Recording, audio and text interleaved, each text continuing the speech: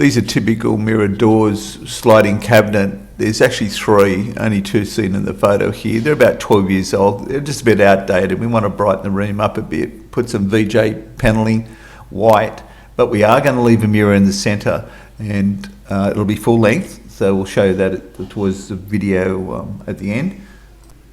There are plenty of wardrobe makers here in Australia who deliver 3 doors with VJ panelling for about $1,300.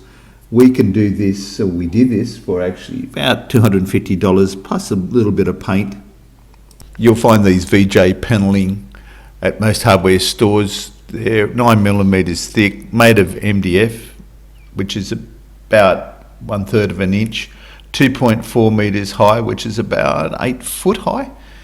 They're quite heavy. You just trim down one side and we'll glue them onto the mirrors. Mirror metal and glass, this will stick the timber at its high strength very quick to go off. Just leave it 24 hours with the timber onto it. So once the panelling goes on top, it needs to be pressed onto the mirror, and you just use anything you've got your hands on. Some weight in the middle and then clamping along the sides. Any chance it wants to turn up, it will turn up. So even as close as that, just touch and go right around this mirror door. So the beading went on and we just tape it down. That's for that expansion gap here. Not that we know for sure that you need it or not, because this is fixed down, but generally they say you've got to have a little bit each side. So we just put on, we just kept the gap and put that on and taped it down.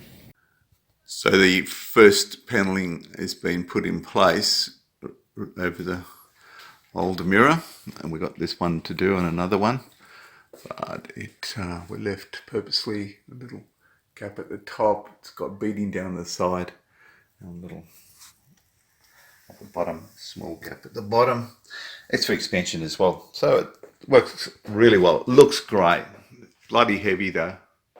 The second panel's in place. Then we've got the single middle mirror, and we're going to now put panelling on the left and the right. So we're cutting a panel into 2 pieces. So we've got one long mirror left in this room.